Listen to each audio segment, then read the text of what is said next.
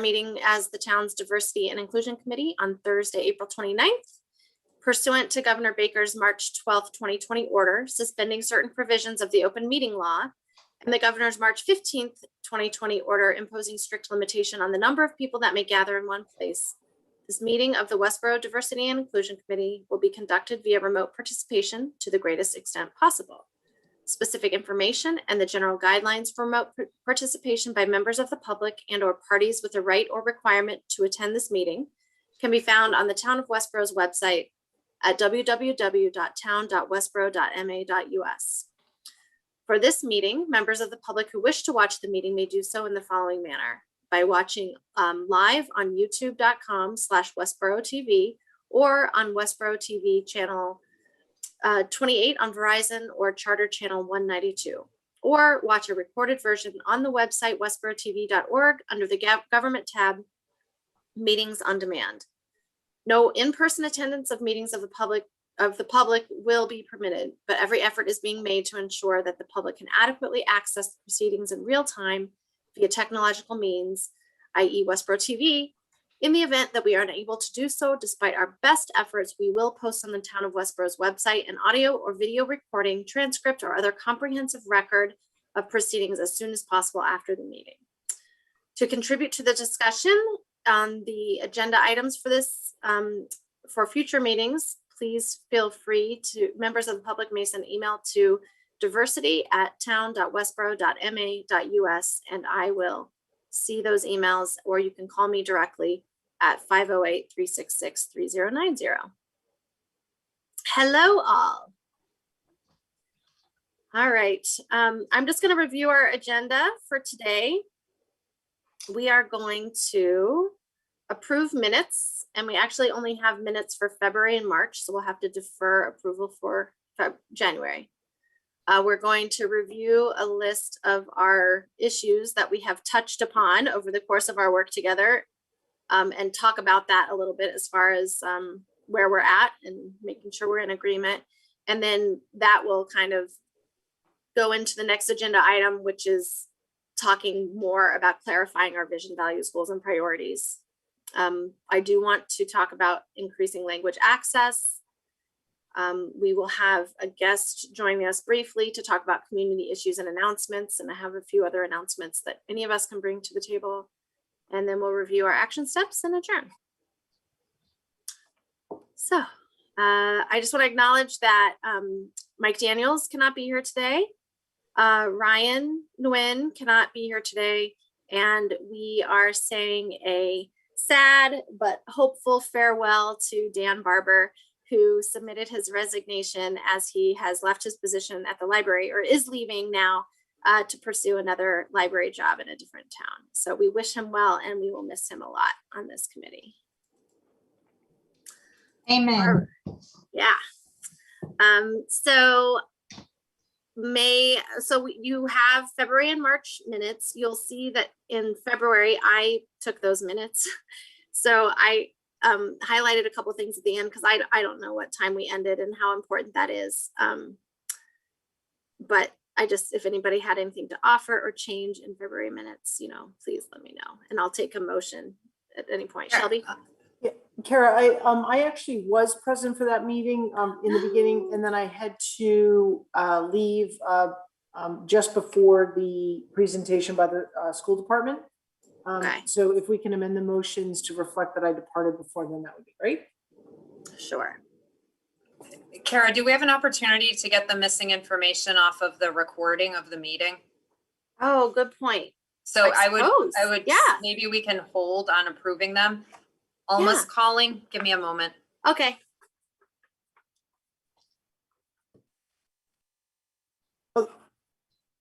I'll wait for Kim to come back. So Shelby, you were there, but you were not there for the adjournment vote. I was not there for, I had to leave, you could just insert it, that I had to leave just before the school committee, the Westborough Public School presentation. Okay. Okay, yeah. Thank you for that reminder. And Kim, can we just do the as amended after verifying the tape? Or is there any reason just to hold it, not to hold it until we? Oh, well, this committee has not posted minutes in a long time to the website. And so I'm particularly. Well, have they not been anxious- posted or they have not been approved? Because we've been approving minutes at our meetings. Yeah, So I they've don't all think been we approved approved. at the last one. They've all been approved. I mean, all through December has been approved, but obviously January, February, and March have not been approved. sorry. Kara, I'm sorry that Alma's trying to get on, but she was having some difficulty, so I'm resending her the link. Oh, thank you.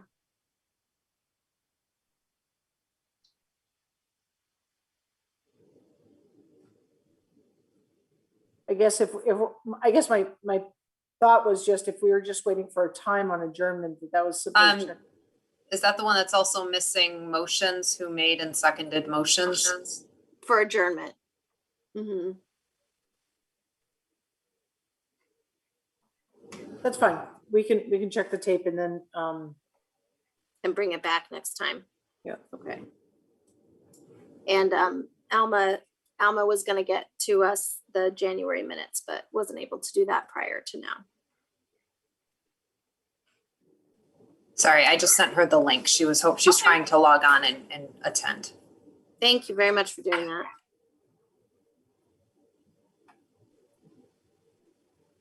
So Carrie, you'll take the checking the tape, or do you want someone else to do that? No, I can do that. That's easy enough. I can fast forward to the end and do that. Okay, so we'll pass over that. Yeah. All right. Do we want to approve March minutes or do we want to hold those until next time? I vote to approve. I make a motion to approve the minutes from March. Thank you. We have a second. I second that. Okay, Shazia, thank you. Any comments or amendments, edits? Those are really good minutes, Rana. Thank you. I agonize over Kim. things like I that. think we just can clean up the list of attendees, and then at the bottom after the adjournment, I think there are a couple of names that are listed twice. Oh, okay. Goodness. What is wrong on the In the first paragraph, I know my name is listed twice. Okay, And then I believe at the end, maybe it's just me again. okay. Oh, We- yeah. You, Rana, really did not want to forget you, Kim. Yeah. Yeah, because Kim there's can. 9. Kim was correct? there twice. I apologize if I did. That's ridiculous. So just as those two amendments, fix the present and, okay. I think throughout the document too, I show up, she might have copied and pasted the list of names. So I think wherever all of the committee members' names appear, we should just make sure I'm listed twice. Okay, Okay, all right, so I'm just gonna note that we're amending it, it would be amended if the motion to remove where Kim Foster's name is listed twice. thank you. Yeah. All right, so we're voting on the amended motion. Is that okay with you, Um, Ron, on the amended motion? I have to, Kim, you were at that meeting? It's, So she's listed twice as being there. no, there's once that she's been listed that she's not been. Oh, okay. I did miss the meeting, the February meeting. It's funny. I think I missed that meeting too, but I'm not sure, but, Nope, you were there because that's when we had the video, like YMCA. oh, I certainly was there for that. You were there. Oh, yeah. yes. All right. Oh, so I could be making mistakes right and left. So I will happily go amend for it. it. I also made some adjustments after I got the minutes from you because I wanted to put the roll as call. you should. Yeah, so. The more Also, adjustments, the better to my minutes. so So are did you have a okay? second? Oh, Yes, go I'll ahead. second. Okay, all right. So I'm gonna do a roll call vote to approve the March 18th, 2021 minutes. Shelby, Amended. Marshall, yes. Kim, Foster, yes. Rana, Rappaport, yes. Sarah, Connors, yes. Shazia, Tariq, yes. and Ema. Yeah. And Presley, yes. All right. Yay, look at that. We got that done. All right. Moving on. So just to give you the context for this agenda item, I love this committee and the work that we do, and our conversation last month was awesome. And I feel like there are 185 things that we could be doing right now and that we would do probably pretty well, and that we could even find to be within the scope of the purpose of this committee. That said, we cannot do 185 things. And even the things that we agreed that I would follow up on and that I would follow up on with Kim in between meetings, I was not able to make it happen. Welcome, Alma. And so that led me to go back to a conversation that we have started about, clarifying our priorities and our roles. But first, before we delve into the how do we prioritize, I wanted to just put on the table all of the things that we have touched upon thus far, as well as some new things that have been introduced that we have done nothing more than introduce the topic. So I emailed to you in the packet with this, in prep for this meeting, a list of what I had recorded as issues that we've addressed. So if you don't mind just bearing with me, I'm just going to read them real quick so the public can hear what they are. And then I want your help just clarifying where we are with some of this stuff and if there's things that are missing or whatever. Sound okay? Mhm. All right. So the biggest thing that is current and active that we've been really talking about the most is the increasing language access at town services. We have a plan for moving forward for that. We just have not taken the action steps to do it. So that's the most active topic. The things that we have, what I see as standing in the parking lot are the following. Further promotion, like promoting awareness about the committee and getting the public more engaged via the website and social media. Pursuing anti-bias and other diversity, equity, and inclusion training for town staff and committee members. Identifying resources for reporting bias-related crime, violence, or harassment here in Westborough, building on the conversations we already have had and promoting those resources publicly. Diversifying and improving inclusion in town committees. Surveying town staff, and I put / doing an organizational assessment because I see a crossover between those things. And I shared with you some tools that I discovered, which we can touch upon later if we have time, but I just shared some links to some tools. Exploring creation of a town mechanism for responding to bias-related incidents. Outreach and engagement with marginalized and unengaged community groups. This goes along with one of the strategic goals of the town at large. Diversify town staff and leadership to better reflect population. A newly introduced one is, do we want to, as a committee, do a formal weigh-in on the master plan and the climate plan, which are two long-term formal plans that the town is creating right now. There may be other things in the parking lot. And then, which I'll ask you about in a second, past things, but things that may not be totally wrapped up. And they may be wrapped up as much as we can do, but they're not totally resolved. So I want to ask you about where we need to look at it is from 2 years ago, religious objects on the Rotary, maybe 3 years ago, almost now. What the role is or is not for town services to be involved in religious events and celebrations. That came up specifically around police details for religious sponsored parades and stuff like that. That wasn't the only thing, but that's the example I can remember. The formal establishment of Indigenous Peoples Day, we did make a recommendation to the BOS, but we did not, that hasn't been formalized. So I wanted to revisit that. The change of the town seal, again, that we determined that wasn't ours to deal with right now, but it's something that is kind of in motion. So I just wanted to touch on it again. And maybe there's something else from the past that is unresolved that I'm not thinking about. So what do you think about that list? pretty extensive. Shelby? Yeah, Kara, just while it's fresh and just working in reverse past, but unresolved, the other one that we referred out to, back to the selectmen, and ultimately it's with the cultural council right now, was the request for the Black Lives Matter mural. And so that is with the cultural council with the goal of developing a public art policy. Right. So I think that from my view, that's sort of resolved as it relates to this committee. It may come back for, comment, although I don't know that it necessarily has to this committee, but Christy is working on that. Well, I really appreciate your report back, because I think it'll be helpful to reflect in the minutes that that is where that landed, even That though was a it's not cue to me ours to to write deal something with. down. Yeah, there we go.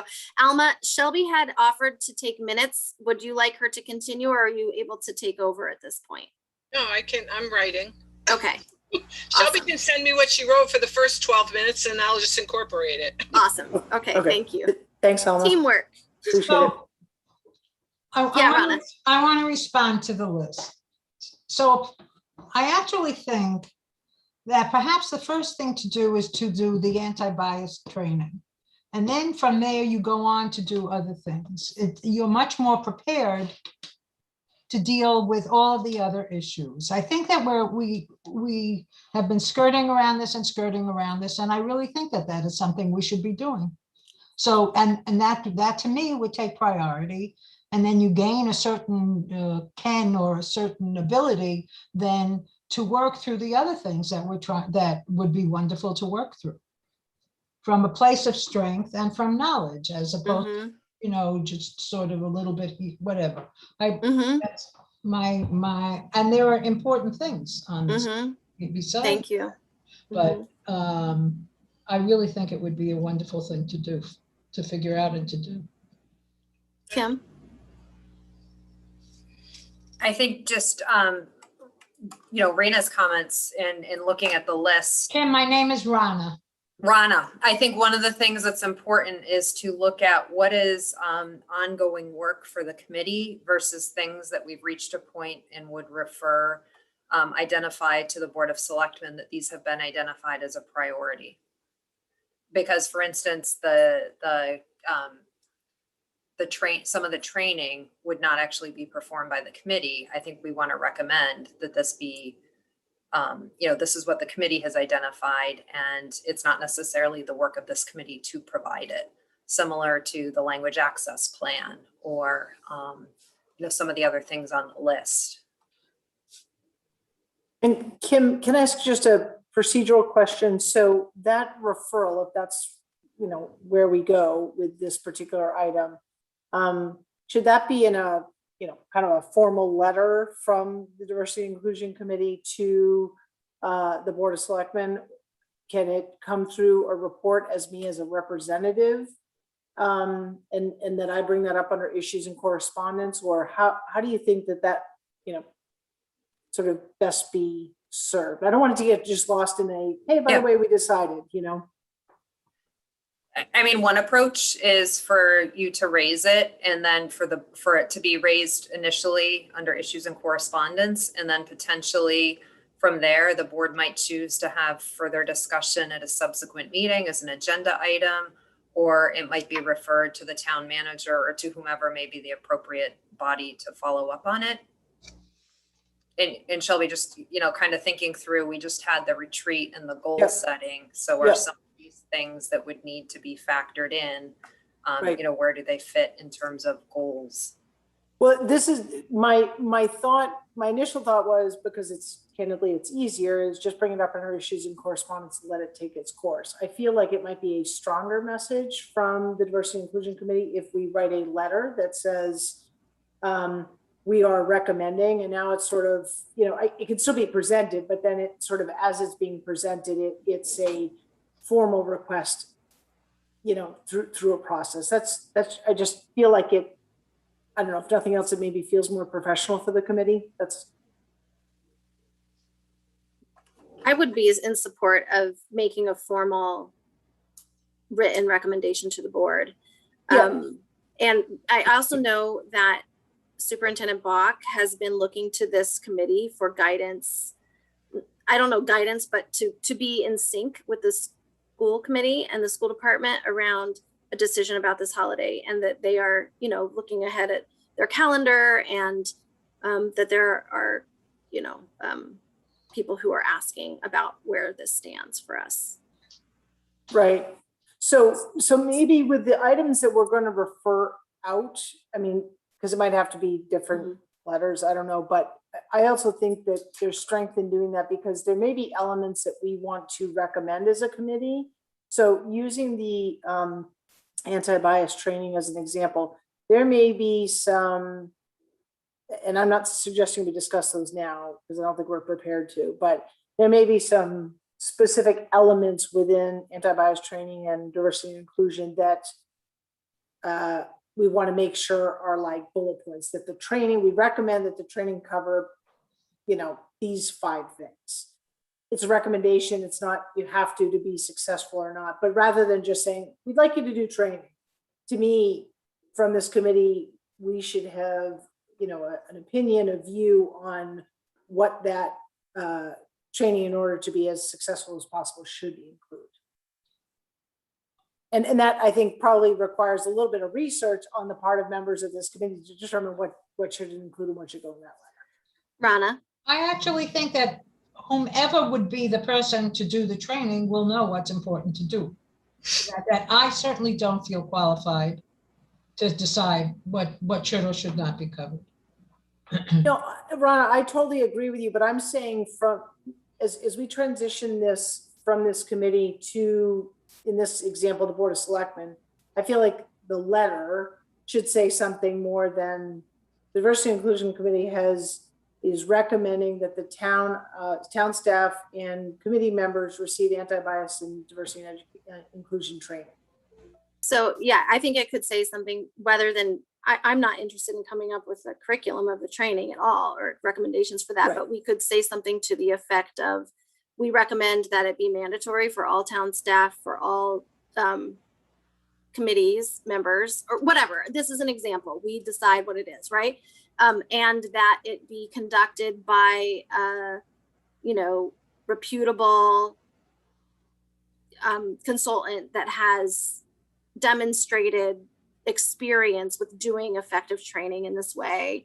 That, you know, I mean, I do a lot of this kind of studying on my own, and I know that from the work that I've done, that doing anti-bias training alone without other work on a cultural level, institutional level, to look at the culture of the institution is not terribly effective. That and in fact, in some cases, it reinforces bias or bias-based behavior. So, you know, when we're talking about what kind of training we recommend, do we talk about training in addition to doing a larger organizational assessment of what the cultural needs are? You know, that's carryover from the conversation we had following the superintendent's presentation with the school department. Like, do we want to do something on a town level like that? So I would imagine, Rana, rather than making recommendations to the board if you should do this kind of training, we're just saying like we want you to do training that is going to actually work. And in order to make it work, you know, it should be this comprehensive or something like that, which still would require a little research on our part and a little effort. But And I think I also wonder if it's if in fact it does come to fruition, whether it would be wise to open it up to the community at large. I mean, I think that would be something down the road potentially, but because our charge as a committee is to look at town services and town personnel, you know, we start where we are, and with the effectiveness of that and the, you know, building, you know, letting the public know, I think that it could have a domino effect and we could be involved in that. Kara, in line with what you Yes, said. I know. Yeah, Shazia and then Alma. Yes, Shazia. Oh, I'm sorry, I forgot to It's raise my okay. hand. It's okay. You don't have to. So I just, in line with what you said, I honestly think before getting training, we need to assess where we are at, what we need training for. I mean, you know, the survey, that was done by the school could be a little more comprehensive, and I think it should be private when like, I'm not sure what the correct term is, like an internal audit of where staff members stand. Do they even realize this is happening? If they feel they are taking effective measures, where do they think how we could benefit them from the training? What kind of training? Like something coming from the staff, because we are trying to train them. I honestly feel either some staff members are completely disconnected, some are great at it, so they're not at the same playing field. So if we were to know exactly what we are training, like who we are training, then I think we can make an effective recommendation for what the training needs to be. Thank you so much. Ema, would you like to weigh in? Just because I can't see your face, I'm offering the opportunity to talk. Yeah, sure. I was thinking of especially assessing trainings and competencies. I think that should be left to like quality improvement and things like that, because there are certain assessments that need to be evidence-based. And I just want to make sure that it's the best evidence-based practice competency out there that we are using, that has effective outcomes, and that are measurable, and something that we can at least track to see if it's working, track its progress, make sure to make any modifications if need be. So that's what I'm thinking in regards to a cultural competency assessment. Thank you very much. Do you happen to have knowledge of resources that fit that bill? And I don't expect you do, but do you? I don't. I have resources from like a medical healthcare perspective, but I don't have anything from like a school academia perspective yet. But I can share what I have for sure, and maybe there's something similar out there. It can't hurt. The organizational assessment tools that I shared were given to me. I went to because we had to change, I went to a conference. That's why we rescheduled this meeting. And one of the workshops I went to was a pretty intensive workshop around assessing we're pursuing organizational change around anti-racism and inclusion and diversity and equity. So it came out of there. I don't know. I mean, the first of the two tools that I sent to you doesn't have, it doesn't say where it came from necessarily, so I can't say how good that is or not. The other one comes from some kind of institution that we could look into and see what kind of evidence basis it has. I really don't know.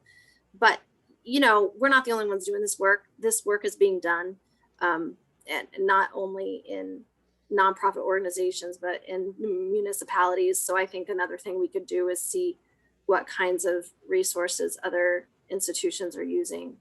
And one option is that, we get the tools themselves and we execute them on our own. Another option is to hire somebody whose job is to do this kind of work and to lead us through a process of organizational assessment and training. So that's what I wanted to tell you. Yeah, Alma.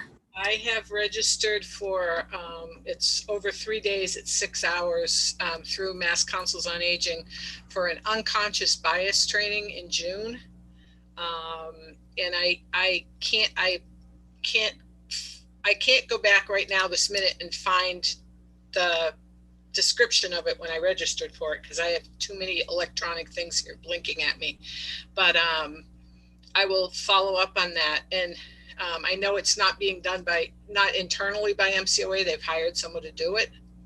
So I can get that kind of information and I can let you know. By the time we meet in June, I will have had 2 sessions, I think. Great. I can let you know what I thought of it and whether it's been worth it. So thank you. And who was doing it. So I know that at least Kim and I also attended the Mass Municipal Association two-day conference that happened in January, and there were a whole lot of workshops about these topics in that, and there are towns that gave examples of the work that they're doing. So we may also be able to look at some of those. Ema, I don't know how much I remember hearing evidence-based, but I do know that there are municipalities who are doing this work. Shelby? Yeah, I think that given the robust discussion we're having on this one matter, it's sort of, to me, is evidence of that we need to start parsing these things off, because we're not going to be able to kind of move the ball forward maybe as quickly as we'd all like, unless we do some work in between meetings. And so I would like to suggest that if folks on the call here, or as a follow-up, maybe that can be, kind of through you, Kara, as chair, to request that you have, 2, 3, if they're interested, but 2 folks work on this in terms of kind of starting to think about what would that letter be to the selectmen, for example, and what are the components, and then work on, like, to kind of backfill through a lot of this content that we're talking about in terms of, so what would we be asking? And so therefore, what don't we know? What sort of research do we have to do between now and let's say July, when we want to put forward this letter to the select, or whatever the date is? Because I do think it's going to require some work outside of this committee. So anyway, I think we need a subcommittee. What do other people think about forming a subgroup to do a concentrated look at this particular issue we're talking about right now, which is anti-bias training and cultural assessment, institutional assessment? Kim? Just to a point, I think it will be important to that conversation to focus on the elements of training versus maybe identifying specific vendors. Based on the conversation we've just had, this could potentially be kind of a longer term, multi-faceted, multi-step process. And if we end up looking to bring someone in to do some of this work with us, we may be bumping up against some procurement requirements. So I think, and if we had to go that route, we would want to be able to clearly lay out what elements we're looking for. So I think that would be a good way to kind of focus the discussion. What are the considerations and the elements that we think would be important? So rather than put anyone on the spot right now, let's just sort of maybe parking. I know, Carrie, you're asking for feedback to what, if anyone else thinks that's a good way to kind of approach this. So I certainly want to hear that, but we also need to get through some of the other items on the list, and other folks might be going, I'm not sure if I want to kind of work on this or work on something else. So, and that's personally sort of the position I'm in right now. So, I think that's true. So I think that as part of our last few minutes, let's come up with an action item for how to follow up on this. So in the meantime, be thinking if this is something that you might want to be a part of. I'll be a part of this, and I'd love, to have somebody join me, 1 or 2 people. So we'll come back to it and make an action item at the end of the meeting. We're time-wise, we're into the point where we also are talking about how do we clarify vision, values, goals, and priorities. And to Rana's point, and the point of this discussion, it does sound like we kind of keep coming back to this, how do we know what we need to prioritize until we know what the needs are? And how do we assess the needs without doing some kind of formal assessment? So I while I sometimes feel a little crazy because it feels like we're talking in circles, I now realize that circle has had a meaning. It's like we keep coming back to this point of, we don't know how to make priorities until we have a mechanism to measure what the needs are. Does that resonate for you? Okay. I think so. So with that said, I do want I don't want to ignore the rest of the list of all the parking lot items and the unresolved past items. So I want just to open it up to, are there any other things on the list that you want to really raise to the front of this conversation? Knowing that we'll be talking in a few minutes about language access. Kim. Just where things stand with the recommendation around Indigenous Peoples Day, Thank you. because I think there's a very much a timeliness to that.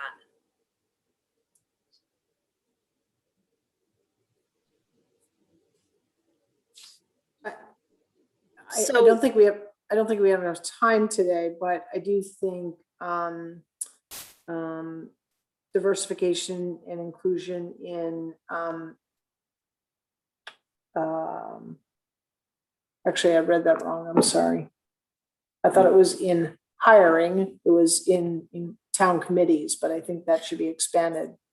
Yeah, well, actually, if you go a few bullets down, it says leadership, I think. What is it? Yeah. Diversifies Sorry, town staff yep. and leadership and committees. So I put them in two separate Yeah. items. Rana. I think it would be helpful, but I don't know if this is something for the committee to do, to explore a mechanism for responding to bias-related incidents, because each time something has happened, people seem to flounder and they don't know where to go. And there actually are pretty easy solutions to that, but people don't know what they are. So Yeah.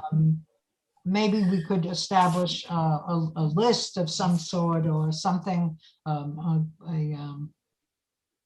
a dictionary, something that would say in cases like this is the organization to turn to. In cases like that, this organization is helpful, because we've learned that there are a whole bunch of organizations that you can turn to when things heat up.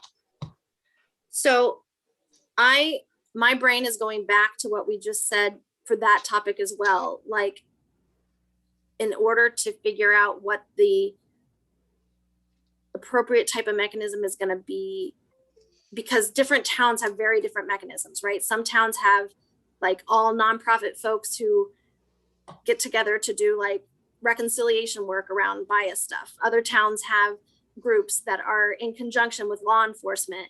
Other towns have groups that do something totally different. So to figure out what we need in Westborough, I'm going back to do we need to do a survey? Do we need to do an assessment?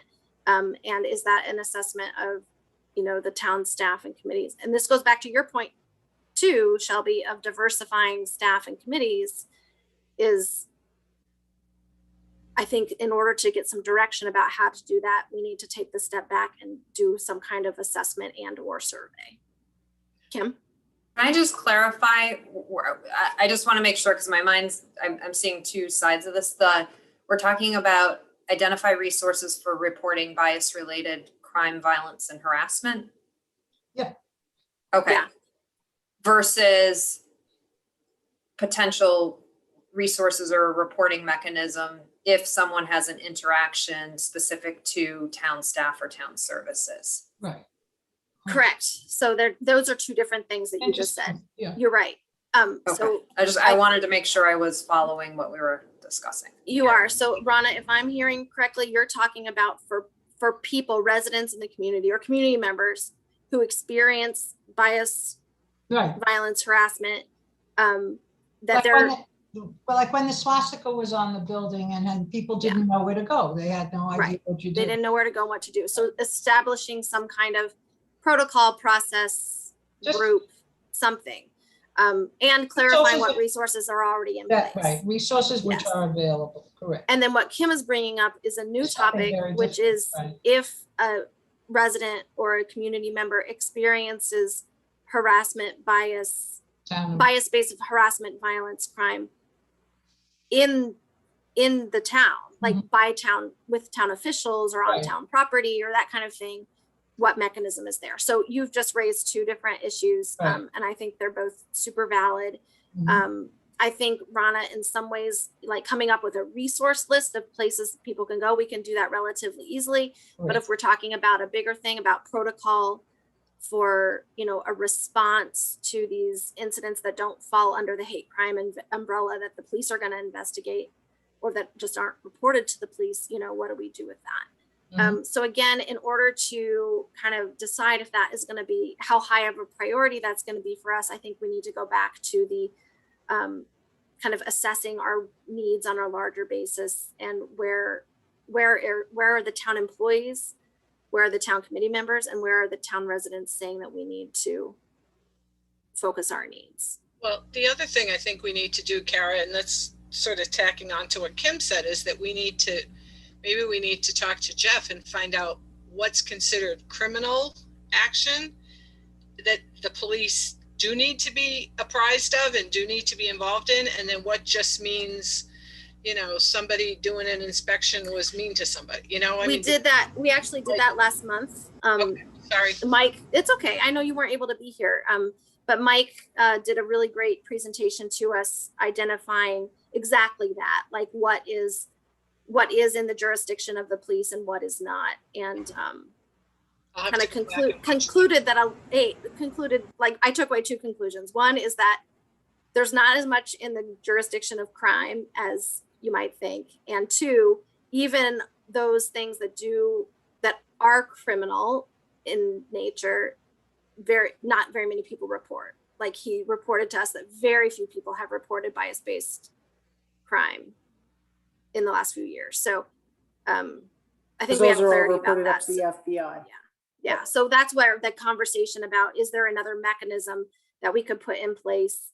And this conversation started with the superintendent the month before when we were talking about, I think Shazia and Ima, you two led the kind of call to the school department to create a mechanism in the school department for people to safely and confidentially and formally file complaints around bias. So that all of that conversation led us to say, do we need to be looking at that on a town level as well?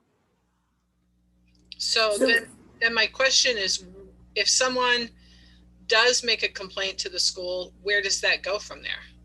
Like, they're in the process of figuring that out. The issue. Okay. Yeah, they're figuring that out. But on the town side, Alma, to your point, I don't think we have a mechanism right now.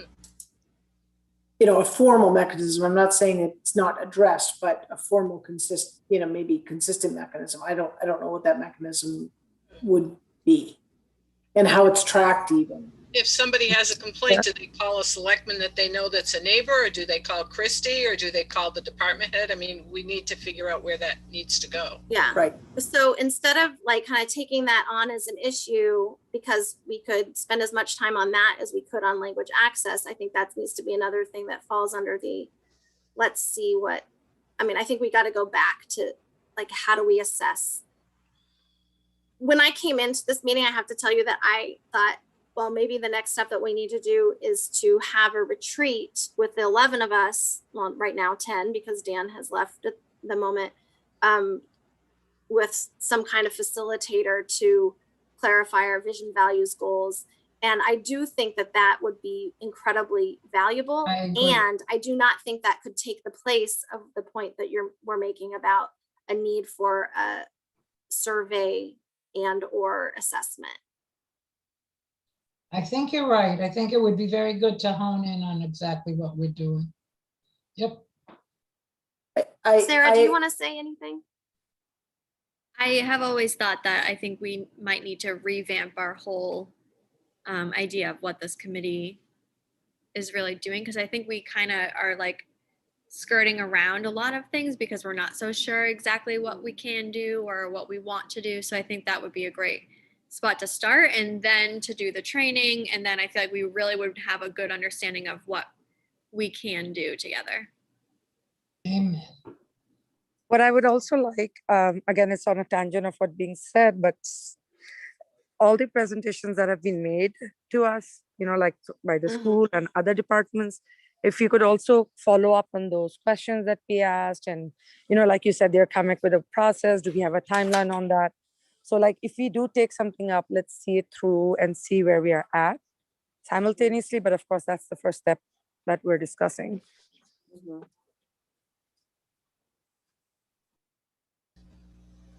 So as a suggestion, while I agree with a retreat, and maybe that's where the next obvious thing for this group is to go or place. I do think that there could be value in, and maybe it happens there, but ranking our priorities. I think about when, the selectmen, we have a list of goals and then we have to rank them. And then, we have to cut some based on just the capacity of the group. And we have a lot, Kara, thank you for cataloging it here. We have a lot here, and I agree with every comment that's been made.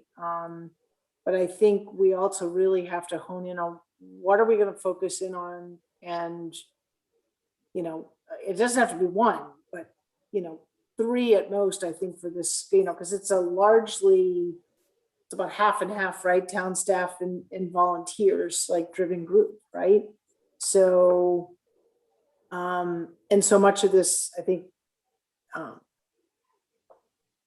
it extends in ways to the community that requires a lot of maybe outreach and work and further understanding. So I just think we have to prioritize what our priorities are. Maybe even before we can have a vision session and do all that work, and that's great. But an outcome of it has to be, what are the priorities of this community? Because not everything can be a priority. I'm done, and this is an aside, I have to leave at 4. We still have some time, but I have to leave. Okay, thank you. Kim? I like Shelby's idea of looking at 3 things, I think a it's smaller number. Mhm. And then I think, as I'm thinking this through, the role and the work of this committee, I think it's for us to really frame the issue and then to forward it to the board as, here's the issue, we framed it, a lot of what our discussion has been, the people who have come in and met with the committee, what we've learned from those discussions. And then in terms of, once it's taken to the board, the sort of implementation or execution, some pieces of it may come back to this committee, or it may come back to this committee at a point in time. But in terms of actually, in some of these situations, the work is going to be done, once the board has said, okay, we agree this should be a priority. We're going to tell the town manager this needs to be a priority, or, if there are things that have budget considerations, it's like, I feel like we need to, in short order, let the board know what some of these issues and concerns, or not concerns, some of the items are that we'd like to see addressed. I think I'm just that's concerned that the committee's yeah. thinking we have to come up with a resolution to everything and how it would be, but I don't think that's what it is. I think we Yeah. need to make recommendations that we see this as, really frame it for the board. So I think that there are at least three things. The 3 things that I keep hearing us talk about over and over again are language access, which is something very concrete, and regardless of what our needs assessment says, we know that we need people to access services in all languages, right? So concrete. That's one area where we can hone in, make a recommendation. 2, started out as the issue of staff training, and as we looked at it closer, this issue of needs assessment. Like what is a survey, a staff survey, a town survey, to get clarity about what we're looking to do as far as organizational assessment and survey, for the purpose of the town taking action to improve diversity, equity, and inclusion across the board in town services and staffing. So that's language access, survey/assessment with action steps, and super concrete, but let's make a really concrete and specific recommendation around Indigenous Peoples' Day.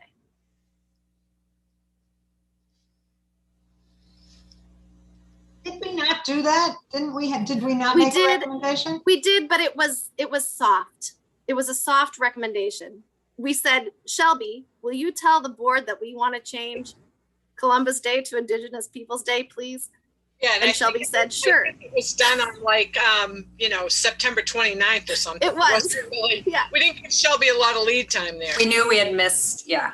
Yeah. We didn't have the opportunity because I know the board didn't, by the time we came up with that, the board wasn't meeting before it was actually the holiday. I So think I mentioned it, as I recall, I mentioned it in issues and correspondence is what had been discussed with the understanding we couldn't make the change, but Yeah, it would come exactly. up in. So that, we learned a lot when we made that recommendation. We learned a lot. We had someone come in and talk to us about that. We did our own research. We learned a lot. And I think that learning could be summarized in a letter and a recommendation to the board. So I don't want to assume that those three things I named are the things that all of you agree on. So I would really like, I mean, of course, we'll do a vote when it gets to that point, but Shazia, Ema, Sarah, what do you all think about those as like sort of top of mind priorities right at this moment? Sarah, thumbs up. Yep, got my vote too. Thumbs up from Ema. And Shazia, you said good idea? 2 thumbs up. 2 thumbs up, okay. So Shelby brought up the point that, getting all this done in this hour and a half once a month just doesn't happen. So I'm gonna, before we do community issues and announcements, and thank you, Jenny, for standing by. I think we should move ahead to action steps and figure out how we're going to hone in on these 3 things. I like Shelby's suggestion of kind of dividing and conquering. I'm not going to call it a subcommittee because that has a particular meaning in the world of open meetings. And we're not talking about groups of a quorum of us, but we're talking about just divide and do some dirty work. So I would be looking for a group to break off and compose a letter recommending Indigenous Peoples Day. I would be looking for a group to compose a recommendation around improving language access. And I would be looking for a group to compose a letter recommending survey and assessment. Sarah? I'd be interested in helping with the letter for Indigenous Peoples Day. I'll help with the survey. Awesome. I mean, anything else? Okay. Who said, Shazia, was that you for the survey? Yes. Yes, Shelby. Sorry. Yes, Alma. Okay. Anybody who volunteers to help with the language access recommendations? I can I also could raise hand for that too if needed. Okay, Sarah and Shazia. Yeah, I mean, I really, I don't want to put pressure on anyone, but I think it's really important that we kind of spread things around. That's why I'm hesitating, because I usually sort of like, oh, I'll help. I'm happy to help on number 1 or 2, wherever there is, wherever there's a gap. Okay, which ones were 1 or 2? I didn't write them down in Oh, order. I'm sorry, language access or the town staff survey assessment. Okay. And would anyone like to join Sarah in doing a letter around Indigenous Peoples Day? I can do that. Awesome. And I'll weigh in on all of these. Kara, if there's anything you think that I could be helpful for, just let me know. Okay, so maybe I'll touch base with you offline. I'll also touch base with Ryan and Mike to see what they're interested in helping with. And I won't be able to do it this week because I know what my day looks like the next couple of days, but beginning of next week, I'll just send emails to you groups of volunteers, and then each group will be in charge of setting their own meetings to start delving in on this. And we'll bring drafts. Oh, thank you, Ema, survey. We'll bring drafts of our letters or outlines of our letters or ideas to the next meeting in June. Okay. Kim or Shelby, do any of what we just talked about require a vote? I don't think it requires a vote. Nope. All right. Great. No, And you just said our next meeting in June, we'll have a May meeting, correct? Oh, May, yeah, yeah. May. I'm just, the one I'm most concerned about is Indigenous peoples, because I think the school sets their schools want that. calendar. And I was Mhm. trying to figure out if we could get that to the board. I think the board, May 11th sounds like the next Wait. meeting, and then the 2 weeks after that. Alma and Sarah, would you be willing to work before the next meeting to get a draft? I mean, we won't, I don't know, do we need to vote on that though? Since we already voted, we're making this recommendation. Right. so What? Putting together the May details. 25th would be the second board meeting of the month. Are we gonna go back to our regular May schedule? That might I'm going work. to say goodbye. Okay, Rana. And thank you all very much. And I look forward to seeing you at the next meeting. Bye. Thank you. Bye. Or Yes, we will go back to our regular schedule, Kim. So that would be 20th? May 20th. Yeah, so that's good. So if we could have a draft letter, we have a letter ready. And I think just Sarah and Alma, I mean, I just think that without violating open meeting law, you could send it to the entire group and have them send comments directly back to the two of you, just as long as it's not discussed within the committee, it's fine. But are you saying, Kim, that we can actually wait until after the next meeting to do that draft for Indigenous Peoples' Day, or would you like to see that happen faster? No, I think if we're prepared, if that's drafted ahead of the next meeting, I think what Shelby was just suggesting, we could have something to react to and finalize on the May 20th meeting. Yeah. Okay, And then Got the it. board Thank has a meeting on May 25th. We'd be really tight because we'd have to basically finalize it on the 20th so it can go right into the packet. okay. Right, and then I think school committee meets on, I'd have to check, but I think on the 26th, and I didn't watch school committee, but that was a 30-minute discussion, I think, at last night's meeting with the school Yeah. committee. There's some, yeah, as we get into that discussion Okay, sorry. outside of, no, it's okay. Just as we get into that conversation outside of the meeting, Sarah and Alma, yeah, we might want to learn a little bit more about what the school committee's been talking about as far as the controversy around it and what our recommendations are, that we're not ignoring, making sure that we're touching on all the things that people have brought up. I know representatives on school committee, so I could check in with them as well. Awesome. Thank you. Sarah, you're right next door at Hastings, right? Okay, Yes. we're neighbors. We can fix it. Perfect. Yay. All right. Yay. Look at that. Woo. Yay, yes. Okay. So now we get to move on to community issues and announcements. I have a few things to say, but I first want to invite Jenny Silverberg. Thanks for coming, Jenny. Jenny is representing the Cultural Council and the Arts and Common event. And I'm just going to let you, Jenny, tell us why you're here talking to us today. Sure. Thank you so much. And thank you for making time for me. I appreciate it. So the Arts and Common Committee and myself, we were talking about making Arts and Common more inclusive. And we feel like maybe in the past, we haven't done such a great job of I'm reaching sorry, Jenny, out. may I briefly interrupt and will you Sure. just explain to everybody what Arts and Common is? Because I can't Oh my guarantee that gosh. everyone here knows. Yes. Thank you for that. I think everybody knows about Arts in Common, but because I feel like I live and breathe it some days. But so thank you for that.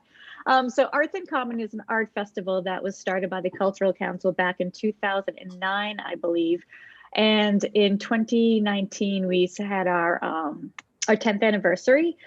Then the 11th anniversary, we had to postpone because of COVID. But really, Arts in Common was created to be a place where people can come together and just connect through the arts. Regardless of who we are, where we're from, what we look like, what we believe in, all these things. Art is sort of like this universal language that we all share.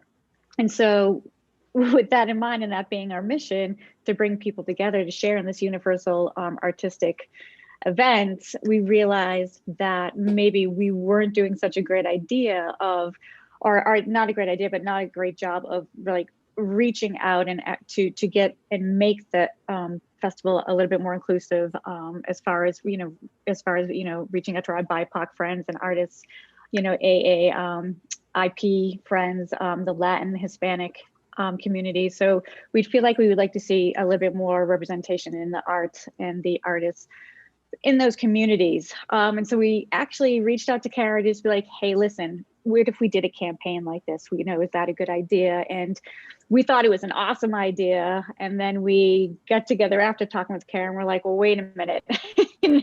We're not really 100% sure if that was like the way to go. Reason being is that we want to bring, it's about it being inclusive, and it almost had this feeling of like, well, hey, we're separating you out and we're just looking for you, or we're just looking for you. And it didn't feel inclusive to us anymore. So, I mean, maybe we're wrong, but that's just sort of like how it felt for us. So we felt that it's our job to do the work to go and find the artists in the communities that they're living in, so we can drop off our flyers and we can make the phone calls. And so I'm here today wondering if you know where, or know of any artistic communities or people that we could reach out to, whether it's on social media or a specific neighborhood in Boston that maybe we don't know about, or Worcester or somewhere else where we could go and find some of these artists.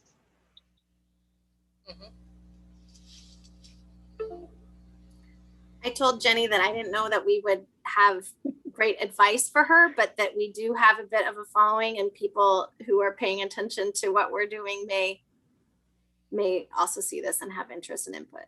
Sarah? Just a question. Are you looking for like local people that are artists, or are you looking for like organizations that are artists? So we're looking for local people. I mean, I know some art organizations that I'm reaching out to, but we don't usually have people come in and get a booth for an organization. It's really more about the individual artist who's doing the festivals. This is their livelihood. And so it's sort of a way for us to sort of support the solo artists, so to say. And performers. We're also looking for performers as well. I bet you there's a ton of people over at Park Village. Okay. That we'll probably find. I can think of a couple people, just some of my kids that have parents that are artists that live over there. Okay. Is there a place to post or somebody I can contact? Yeah. Would it be you? It can be me. I also know the manager over there, and I have okay. So yeah, I can direct message you my email. I would love that, Sarah. Thank you. Yeah, if you have something that could be forwarded, on the top of my head, I do know one person, but maybe come up with more for you. Sure. There's a Shazia. Mm-hmm. Hi, Shazia. Thank you for that. I appreciate that. Maybe the best thing that I could do is send Kara the information, and maybe she could send it out to you guys. Please, that would be great. Okay, I can do that. Thank you. Jenny, two quick thoughts. Sure. One is I'm not going to say her business correctly. It was like, it's the Holistic Wellness Center. She helped out with for the Diwali celebration at the Sugar Shack. You're nodding your head. Yes, I know. Yes. Okay, so she may be a resource. And then the other thing I would just encourage as the Arts in Common Committee is looking for artists. I think it's great, the scope that you're looking at, but I would also think about on the age spectrum as well. Mm-hmm. So are there senior art communities or organizations or individuals, artists that might be featured, those in the LGBTQ plus community, like on the spectrum of inclusion, and that I would just encourage you guys to think about that as well. Yes, thank you. Yes, thank you. The senior, we actually hadn't thought about targeting just the senior community, so I appreciate that, but LGBTQ is definitely on our radar as well. So yeah, thank you. I think, along those lines, you've probably thought of it too, but just artists who have different bodily abilities and yes, yep, yeah, and intellectual abilities and who mental health statuses. Yes.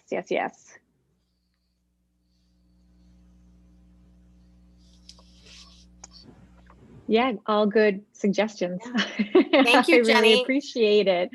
Yeah, if you send me the like a flyer or some kind of call for artists, I'll distribute it to this group, and then we all send it to our networks. Okay, thank you so Jenny, much. What's the date for Arts in Common? It's Saturday, October 2nd from 11 to 5 p.m. And we do And have there a is a website. vision that it was a vision that it will be in person, right? Oh, That's it's the plan? happening in person. Yeah. One way or another with the select board approval, of course. But we do want it to happen. So I'm just going to copy down Sarah's email. Sarah, are you at Hastings? Yes, I am. Yeah. So Sarah and I know each other from Camp Suataro. We Oh. work there together. And so I'm just curious what you're doing at Hastings. I'm the first grade ESL teacher.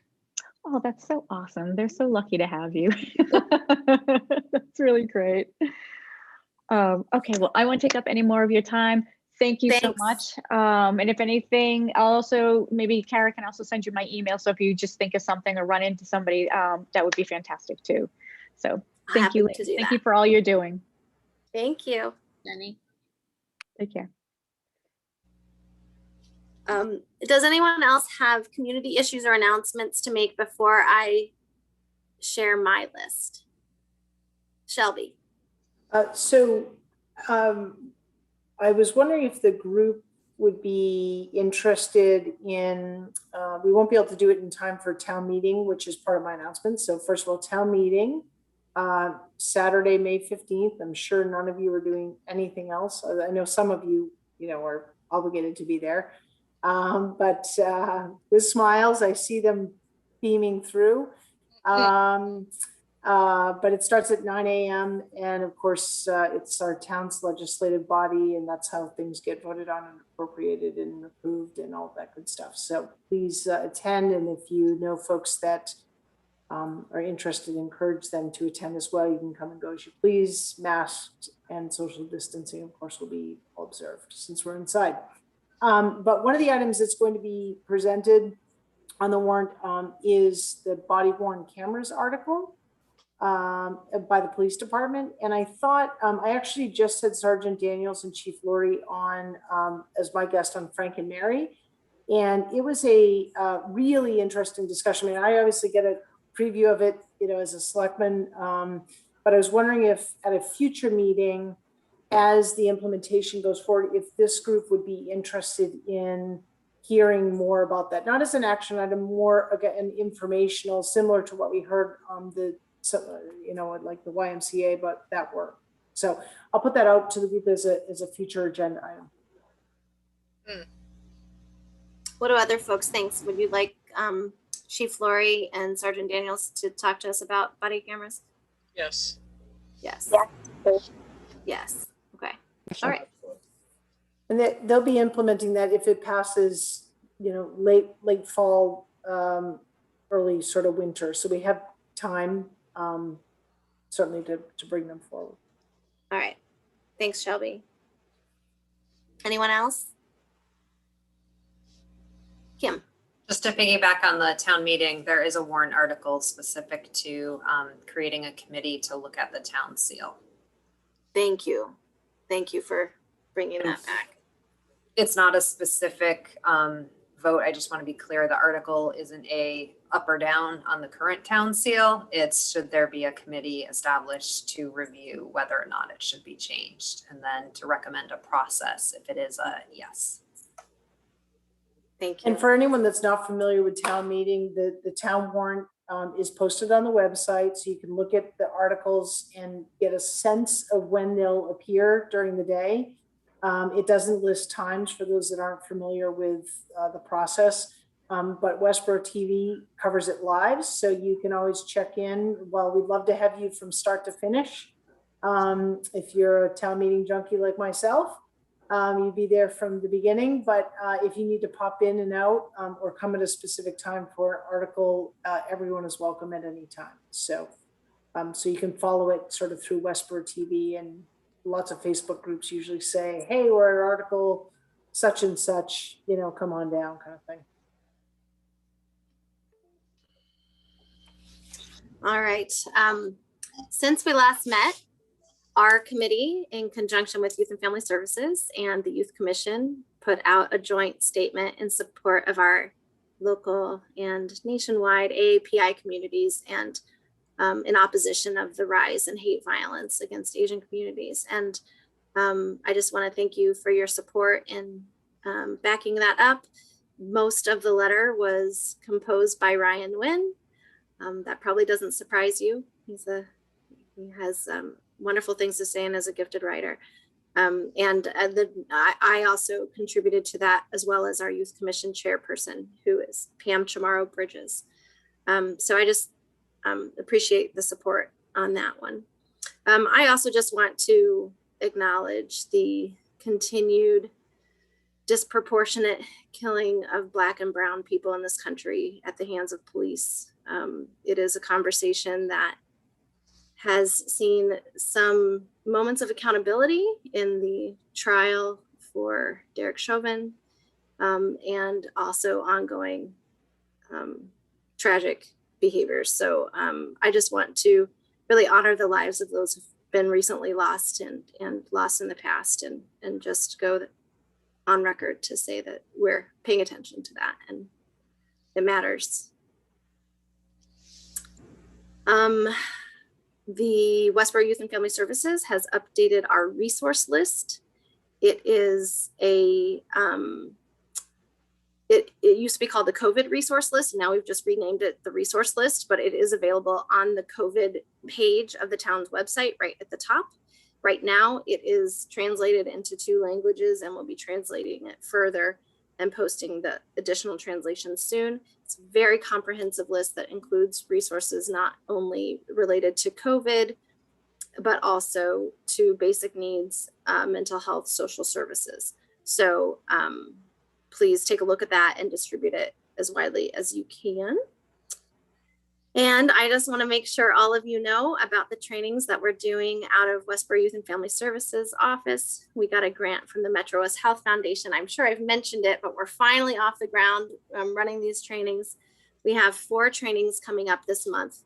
These trainings, we've hired professional mental health trainers to come in and do virtual trainings with small groups of people who are considered to be at highest risk of negative mental health impacts during the pandemic. And next week, we will be doing trainings for unpaid caregivers. We have 2. The first is on Tuesday night at 6:30, and that is targeted for parents of kids with special needs and people who are giving care to loved ones who have chronic illness and other differing abilities.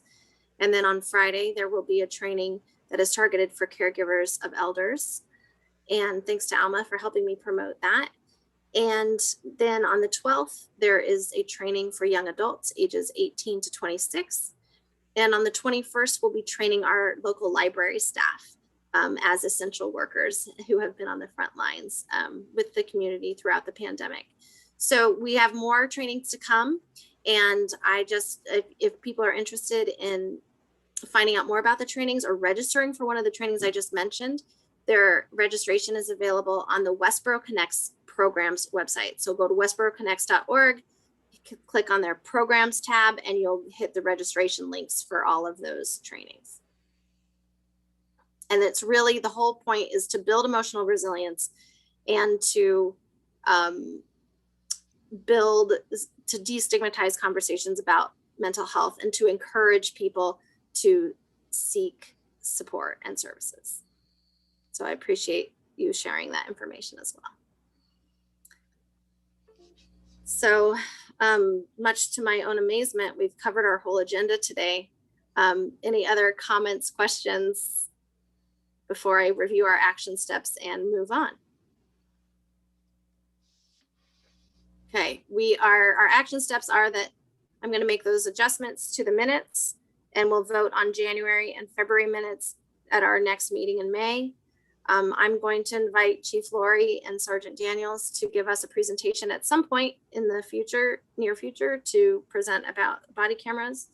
That might be somewhat contingent upon what happens at town meeting, but I think it's a topic of interest to us. We have 3 small groups that are going to be meeting and drafting between now and our next meeting. We're going to compose letters to the Board of Selectmen on recommendations around organizational assessment and surveying and staff training, a letter to the board around a recommendation to adopt Indigenous Peoples Day, and a recommendation around language access. And I'll be sending emails to all of you at the beginning of next week to get those going. Did I miss anything as far as action steps? Shelby? We didn't talk about this, but I just want to give folks a heads up that Kindness Week is going to move to October, because that's when, I guess, World Kindness Day week is. So Westborough Connects has sort of led that effort for the town, has done that in the spring. They are moving it to October. So even though we feel like we just had it, it's going to happen again in October. And I just put that on this group's radar screen in the event that we want to be prepared for that and maybe help celebrate it in some way. It might be a letter, but something that maybe, maybe we talk about it in, I don't know, July, maybe August is too late, June, July, and think about what could the role of Diversity Inclusion Committee be. Might be a little lighter than some of the other work that we're doing. And so I thought it might be sort of fun in a way to, get the word out about the work of this committee. Thanks. All right. May I have a motion to adjourn this meeting? Motion to adjourn. Thank you, Shazia. Second? I'll second. Sarah, thanks. I'm going to do a roll call vote, starting with Kim. Foster, yes. Sarah. Connors, yes. Alma. Demonch, yes. Shelby. Marshall, yes. Ema. Yes. Shazia. Karen, yes. And Presley, yes. All right, meeting officially adjourned at 4:21. All right, great work, All right, everybody. bye-bye. Thank you so much. We'll see you in a couple weeks.